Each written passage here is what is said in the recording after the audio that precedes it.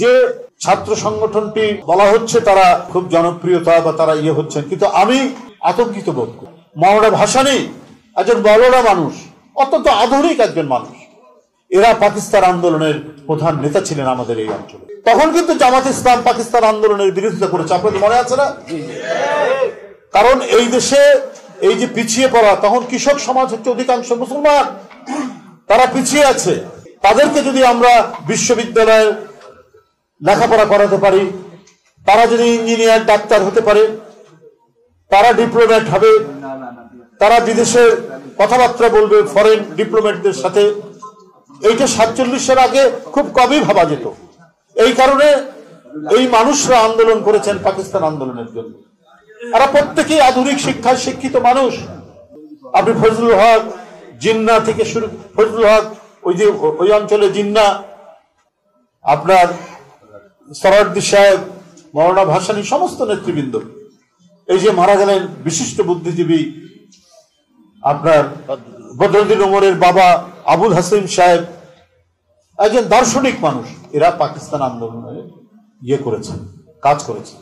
এমনকি শেখ মুজিবুর রহমান সাহেবও পাকিস্তান আন্দোলনের একজন ছাত্র নেতা ছিলেন। তারা কাজ করেছেন যে কমপক্ষে একটা যদি আলাদা মুসলমানদের রাষ্ট্র হয় তাহলে শিক্ষায় দীক্ষায় এরা এগিয়ে যাবে। জামাত কিন্তু সেদিন এইটার বিরোধিতা করেছে, যে কোনো জাতীয়তাবাদী আন্দোলন হচ্ছে মূর্তি পূজার মতো, মৌদুদী সাহেবের কথা।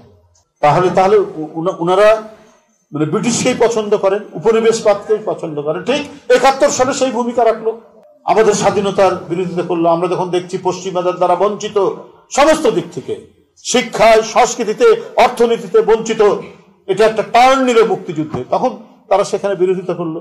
তারপরে যখন জিয়াউর রহমানের সুবাদে দেশের স্বাধীনতার ঘোষক, তার বদান্যতায় তারা রাজনীতি করার সুযোগ পেল। কিন্তু এরপরে যতগুলি ঘটনা হয়েছে প্রত্যেকটিতে জামাত আওয়ামী লীগের সাথে একসাথে কাজ করেছে। আপনাদের নিশ্চয়ই মনে আছে 86 সালের নির্বাচনে হাসিনা গেল, তার সাথে জামাত গেল।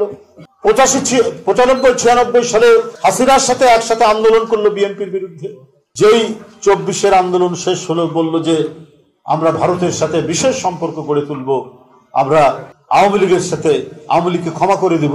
তাহলে যে এতগুলো টাকা চুরি করলো আওয়ামী লীগের নেতারা, বিলিয়ন বিলিয়ন ডলার, ছেলে মেয়ে ভাগনা ভাগ্নি সবাইকে প্লট দিচ্ছে, টাকা পাচার হয়ে যাচ্ছে। লন্ডনে যে ভাগ্নি, ইংল্যান্ডের এমপি, সেও একটা ফ্ল্যাট বাড়িতে থাকে, টাকার কোনো হিসাব নাই। চট্টগ্রামের এক আওয়ামী লীগ নেতা, তার 130টা 40টা সম্পত্তি পাওয়া গেছে লন্ডনে। এই যে গোটা দেশটার জনগণের টাকা লুণ্ঠন করে একটা জাতিকে কোণঠাসা, একটা জাতিকে ধ্বংস করার যে পরিকল্পনা নিয়েছিল শেখ হাসিনা, তাদেরকে ক্ষমা করে দেবে। এবং এখন বিভিন্ন জায়গায় তাদের এই লুটপাট, তাদের এই ভয়ঙ্কর কি বলে যে অত্যাচার, অবিচার, যেখানে তাদের অপরাধের বিচার হওয়া অত্যন্ত জরুরি এবং কিছু বিচার চলছে। কত আন্দোলনকারী কর্মীর মানে বিধবা বউরা আত্মনাদ করছে, মা আত্মনাদ করছে। এরপরে তারা বলে দিলেন যে আমরা তাদের ক্ষমা করে দেব। এখন যেটা আমরা খবর পাই যে বিভিন্ন এলাকায় ওই সমস্ত নির্যাতনকারী, নিপীড়নকারী আওয়ামী লীগারদেরকে জামাতের সদস্য করা হচ্ছে, তার প্রমাণ আছে, ডকুমেন্ট আছে।